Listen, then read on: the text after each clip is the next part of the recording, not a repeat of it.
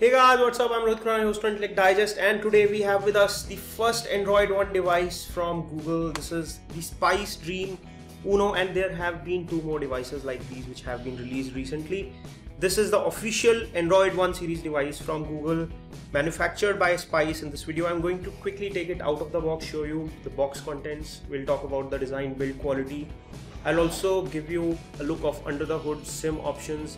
I'll show you the button placement, display quality, camera test, video playback test, audio playback test, gaming benchmarks, call quality, internet browsing experience, software user experience, and what all it comes with. I'll give you everything that you need to know about this Android One device before you make a purchase decision. Let's get started. I'll quickly start with the unboxing and show you the box contents of this Dream Uno's Android One device from Spice. So here we have the box, pretty neat and nicely packed. It comes with a sticker which says free updates and app downloads for 6 months on Airtel network. So it comes with some bundled data network. We are not really sure how much data you get. This is a black colored unit. It comes with dual SIM functionality and has some very cool features as announced by Google during the I/O 2014. So first thing in the box is the phone itself. This is the phone with a 4.5-inch display. It comes with Android KitKat 4.4, 1.3 GHz quad-core CPU, two cameras, a 5 megapixel rear camera with autofocus and 2 megapixel front-facing camera.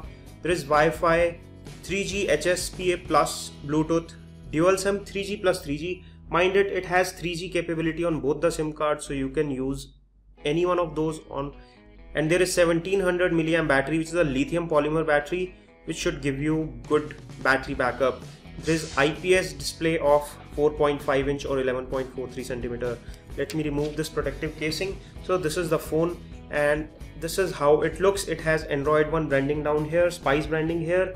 It comes with a circular mesh, which is very prominent what we have seen on the Nexus device as well. So there is a circular mesh at the front, which is the standard speaker mesh, and there is a circular mesh down here, which is the rear speaker or the speaker phone. This is how the phone looks like. Let me also walk you through the design of the phone. So there are standard buttons on the right hand side, power key on the top, volume rocker just below it. There is an indent to open the back flap. On the bottom you get the mic hole for primary microphone. This is the charging port or data syncing port. Left side is totally clean. On top you get standard 3.5mm audio jack. On rear you get a 5 megapixel autofocus camera which comes with LED flash. Let me open the box and show you what's under the hood. So under the hood you have two micro SIM card slots, SIM 1, SIM 2 just next to each other, and there is also a micro SD card for memory expansion. It comes with 4 GB internal memory. We are expecting around 2 GB of user available, so I'll show you that in a while in our coming sections. And this is the place for the battery. Let me keep this aside and show you what all comes in the box apart from the phone. We get a standard battery. This is a lithium polymer 1700 milliamp battery which is bundled.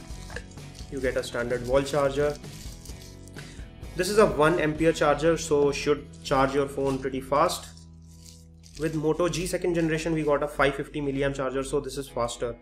These are the earphones which come with metallic mesh. They are large in size, seem to be good in build quality, standard 3.5mm, so you can replace them with any other.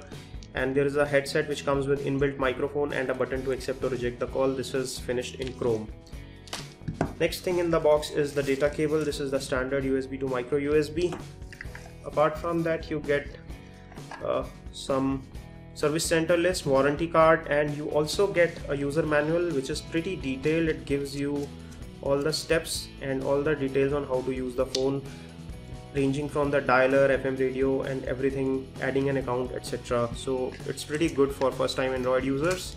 And there is also a screen guard which has been bundled within the box. It is not installed on the phone, but it comes in the box, so you can use it later on if you want to. This is something really appreciable because it's difficult to find exact size screen guards in the market. And we are back with the Android One device from Spice. The display looks pretty bright and the display resolution is 854 by 480 pixels, which is like WVGA. And it does look pretty sharp and does not give you a feel of low quality display at all. The viewing angles are decent and it does not fade too easily. And the quality of display and the color is coming out to be really nice. The touchscreen responsiveness is very good and the phone is very responsive here. I can tell you by my experience that I have not seen this responsive phones in this price segment. It is performing better than what we have tested on the Motorola Moto E, which comes in the similar price segment. Let's start with the design and build quality review. In terms of design, this phone has been designed pretty neatly, fits in the hand very easily, has rounded corners. There is glossy front bezels all around which give it a good feel in the hand. Apart from that, the button placement is easy to reach. The back is soft to touch, feels solid, and the build quality also feels good on this phone. It has a front facing camera here, which is the 2 megapixel camera. This is the earpiece. There are no buttons on the bezel. The buttons are a part of the display, and on the rear you have the speaker placement which is down here, the camera placement which is up here. There is 3.5mm standard port. So in terms of design, it is nicely built, ergonomic and easy to use. Apart from this, it gets 10 touch points. Yes, it does get 10 touch points. I have tested it with the multi-touch tester and it gives me a result of 10 touch points. This is the AnTuTu test. Now let's move into our next section, which is the camera test, and I have briefly tested the camera and I am really impressed by the way it performs. This camera icon is quite different. This is the latest Android version 4.4.4 and comes with the latest Android camera app. It gives you a lot of options and functionality, so I'll start with these one by one. So first thing I'll show you is the camera, which is the default camera app. You slide from this side and change between the modes, so you can switch between the camera mode, lens blur mode, video mode, panorama and photosphere. So you have these 5 modes and you can control the settings individually by hitting here. You can hit resolution and quality. You can select in what resolution and aspect ratio it shoots. It can also do 16:9 in 3.7 megapixel. At full 5 megapixel it will shoot into 5:3 resolution, and you will be surprised to know that it can shoot full high definition videos with the rear camera, which is something that is really good. You do not get this capability on the Moto G, which is a 13,000 rupees phone, but you can shoot full high definition with the rear camera. The front camera is also capable of shooting HD 720p. So to take photos, you just need to be in the camera mode. Since it has an autofocus camera and also supports touch to focus, you can touch on the part of the picture where you want to shoot and just hit click button and you can shoot the pictures and slide here to see the results, and it is not bad. It comes out to be really sharp on the places where you touch while shooting. So this is a picture which we have just clicked and this is the object. As you can see, the color quality and the color production is also fairly accurate. There is also very interesting effect, which is the lens blur effect, which gives you high depth of field by using depth sensing by clicking the same object from 2 angles. So this is my object and say I want to blur everything in the background. So let me put some objects in the background and now I'll click a picture. It will ask me to move the camera a bit so that it can sense the depth. So I have done that and this is the picture. It's processing the image. This is how the image looks like without the depth effect, and this is the lens blur effect which gives you depth.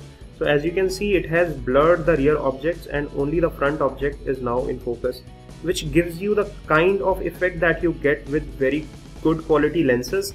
But here, without spending a fortune on the lens, you can get the same effect by using the software which does it intelligently.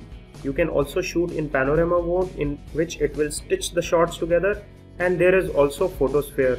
In photosphere, it will create a 360 panorama. I'll quickly show you a sample of what we did right now. So this is a photosphere shoot which I did right now. This is the setup that we work on, and as you can see, it is showing me a 360 view. I have not done complete 360. This is a brief view of my desk at my office. So as you can see here, this is pretty cool. I'm really amazed by the quality of the camera and the way it does shoot. And let me quickly show you the front facing camera sample as well. So you must be clicking some selfies with this camera since it gets a good 2 megapixel front sensor. Just hit here, turn to the front facing camera. The rear camera can also shoot in HDR. So I'm shooting this right in front of you. So if you have to take a selfie, you can just hit here and take a selfie. Alternatively, if you want some time to pause, you can hit here, set the timer for 3 seconds, now shoot, it will give you a timer. And this way I get some time to pause and I can get a better selfie with a proper smile.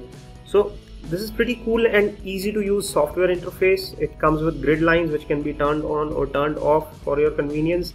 And when you are in the rear camera mode, you can turn on or turn off the HDR. The timer or self timer can also be turned on, turn off here. So it's pretty cool when it comes to camera capability. Let me also briefly give you a video sample. So I'll quickly shoot a video right in front of you in full high definition and show you how well the quality comes out to be. So we are shooting this video. Let's see if it... So when you touch while shooting the video, it takes a still shot as well. The autofocus during the video is happening automatically and there is no touch to focus while you are taking the video. Let me stop this brief video and show you how it came out to be. So these are few stills that we took in between the video and this is the actual video file.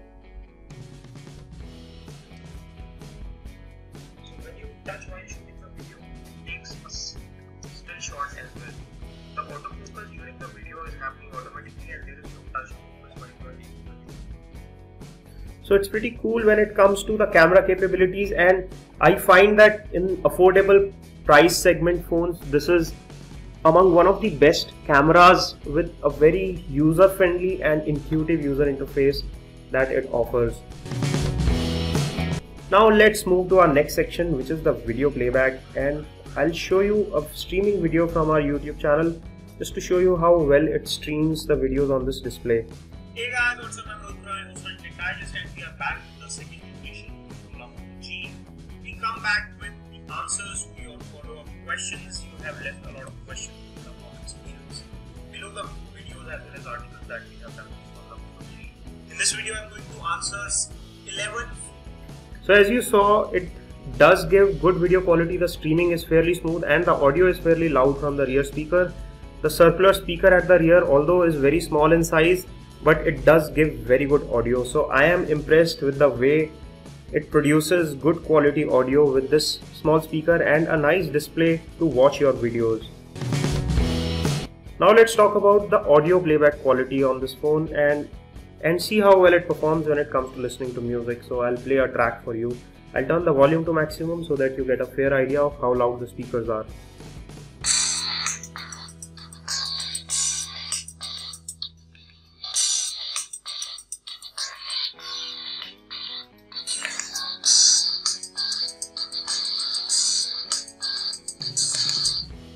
So they are not the loudest that I have heard in this price, but they are good enough. They come with strong sound and there is also a small protrusion provided here. So when I place it on a surface, the speaker does not get muffled. There is a gap which is created between the flat surface and the speaker so that the sound is not totally muffled when I place it on a surface like this. Let me also tell you the quality of the earphones which are provided. So let me quickly experience that and tell you how loud and clear they are. After experiencing the music through these earphones, I can tell you that they are decently loud and very clear. So the sound is not very loud, but the quality of sound is good. The bass level is coming out to be really good and the overall volume pattern is totally balanced. So there is no spikes or peaks or crackling of the sound. These are pretty good quality earphones for this price segment. Now let's move to our very important section, which is gaming benchmarks and specifications. So I'll quickly show you a gameplay demo on Frontline Commando 2 to give you an idea of how well it plays this game. This is a fairly graphics loaded game, requires precise touch inputs.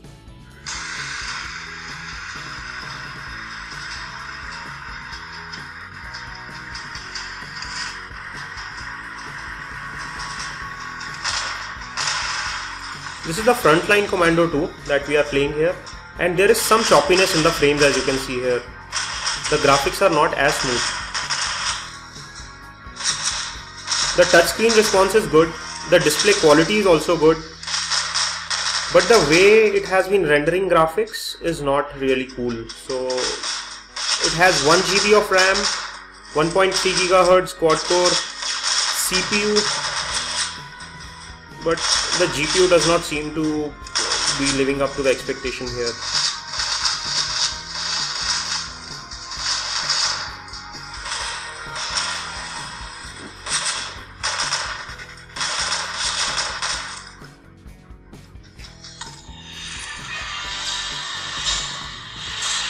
So the Frontline Commando 2 works fine but not as good as we expected. Let me also show you the gameplay on Subway Surf to show you how well it plays here. This is a lighter game compared to the Frontline Commando that we played, and the Frontline Commando did show us some lag. So let me show you how well it performs here. As you can see, the colors are coming out really rich. The touchscreen responsiveness is pretty accurate. The touch sensitivity is very good. I'm able to control the player very well. There are no frame drops here.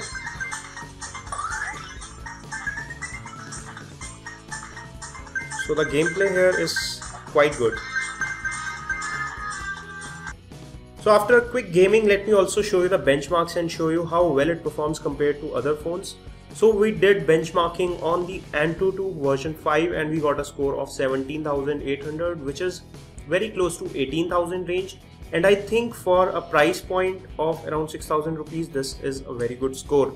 Giving you a quick look at the specification, it is powered by the 1.3 GHz MediaTek 6582 processor. This is a quad-core CPU which comes with 4 cores clocked at 1.3 GHz. It has 1 GB of RAM, 4 GB internal memory, around 2 GB is available to the user, and it comes with expandable storage, so you can expand the storage by adding a micro SD card under the hood.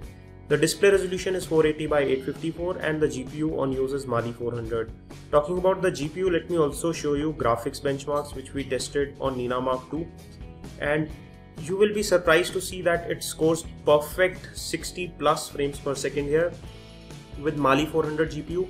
And the reason behind this is that the display resolution is not very high. It's 854 by 480, which is not very straining for the GPU, and it does give a good graphics benchmark, which means you can play moderate to heavy games on this phone easily. But we showed you the gameplay experience and we were not very happy with the way it played Frontline Commando 2, but we would not complain so much because this is not meant to play very heavy games. Phones in this price segment cannot play such heavy games anyways. Now let's talk about the call quality on this phone and how well it performs when it comes to network and call quality. My brief experience with this phone has been satisfactory. Network welcomes you to one-to-one care. Our menu options have been changed. Please listen carefully before making a choice. My experience with this phone on the call quality has been good. It gives you good signal reception, so there is no problem when it comes to network. There's no problem when it comes to clarity of voice in call as well as on speakerphone. Using the earpiece also you can do the conversation pretty well, but there is no secondary mic hole for noise cancellation here. So if you are out in noisy environments, it may be a little problem. Now let's talk about another very useful and important feature of a smartphone, which is internet browsing. Let me show you how well it is to browse internet and how easy it is to load website, how well it renders. So I'll quickly load our home page and video channel to show you how well it does the same. It has Chrome browser which is inbuilt, so I am opening intellectdigest.in, which is our website. We are connected to the Wi-Fi network of our office and we are connected on a 4 Mbps link. The loading is pretty fast, the scrolling is smooth. It is very well optimized to render website and web pages. As you can see here, there's no problem in scrolling. It's a fairly image heavy website. The scrolling is smooth, the pinch to zoom works fine, the text is very legible, rotation is smooth. So I'm pretty impressed the way it is rendering this. Let me also open our YouTube page and see how well it loads the same. And it's loading the YouTube page as well very clearly and very easily. So the internet browsing experience is very good here. Besides having a low resolution display, the display quality, color contrast levels, as well as internet browsing experience is pretty good on the Android 1 series phones. Now let's talk about the software version and user interface that you get on the Android 1 series phone. One thing which I really like about it, that it comes with Google Now launcher. So when you scroll from the left to right on the screen, you will get Google Now, which is pretty neat and is very useful. I use Google Now every now and then and it's very convenient to use. Apart from that, the interface is very stock Android. It is 4.4.4, so I can long press here, customize, add widgets, etc. Directly access settings from here. I can use the hot word on the home screen and say, okay Google, what's the weather like? It's 32 degrees with haze in New Delhi. But the catch here is that to use this feature you will have to change the language from India English to US English, so it does not provide hot word detection for Indian language as yet. So you have to go to the voice search, change the language to English US, and you can start using this hot word detection, which comes in pretty handy. When you go into app drawer, you will see that there is not much of a bloatware, since this phone comes bundled exclusively with Flipkart applications because it is being sold exclusively on Flipkart, and it comes with the suite of applications that you get with any stock Android phone. It comes with FM radio application, so FM radio is built in. You need not have data connection if you want to enjoy music. You can enjoy the FM radio. There is Spice Cloud which has been bundled with this phone, which gives you 10 GB of storage. You also get 25 GB of cloud storage from Google on Google Drive and Gmail, etc. So you get a lot of cloud storage, you get a lot of basic applications, but no bloatware here. We have installed a few applications for testing, which includes benchmarks and games. Apart from that, it comes pretty basic. There is no File Explorer application even. I have to install the File Explorer externally because it does not come with an inbuilt File Explorer. Let me also show you whether it supports USB OTG pen drive or not. So we have a USB OTG pen drive here, and I am going to plug it in here. The LED on the pen drive does not come on, and there is no notification here. Let me go into storage settings and check if there is something there. So it is not showing any USB OTG detected over here, which means that the USB OTG support is not natively provided. Maybe you can enable it by routing or some other trick, but it is not natively supported, so USB OTG storage is not there. So summing up the software experience, I would say it is pretty stock Android, which gives it the kind of snappiness and the fastness that you see in the graphics as well as overall responsiveness of this phone. It is blazing fast and the applications load in a blink. There is no problem when it comes to using multiple applications. You can switch between applications very quickly. It is fairly fast and uses the resources very well. It comes with merely 1 GB of RAM, but still gives you the kind of performance that you would expect from a high-end phone. It gives you a nice display. It is fairly well optimized when it comes to software, and it runs very fast on limited hardware resources. Let me sum up my review of the Android one from Spice. This is the Dream Uno. I am very impressed with the way it performs. The stock Android OS gives it the kind of experience you would expect from a good quality smartphone. There is no bloatware. It performs well. It comes with a decent screen. It has FM radio. The quality of accessories provided is good. The earphones, there is a bundled screen guard within the box. You get good quality of response software performance. The hardware performance is good. It comes with a quad-core CPU, 1 GB of RAM. So it is fairly loaded when it comes to the overall specifications as well. In a price segment of under $100 or around 6,000 rupees, I think this is a very good value for money device, especially if you want latest Android updates that you will get for sure on these devices, since this is supported by Google. This is the Android One, which is just like Nexus from Google, which gets the latest Android wear first before anyone else. This is all we have on our review of the Android One. If you want to purchase this, I'm leaving some direct links in the description below as well as on your screen. So do check out those links for the best deals. If you enjoyed watching this video, make sure you press the like button below and share this video with your friends, family on Facebook, Google+, Twitter and other social networks. For more such videos, stay subscribed by pressing the subscribe button below this video. This is your host Rohit Khurana signing off. Thanks for watching.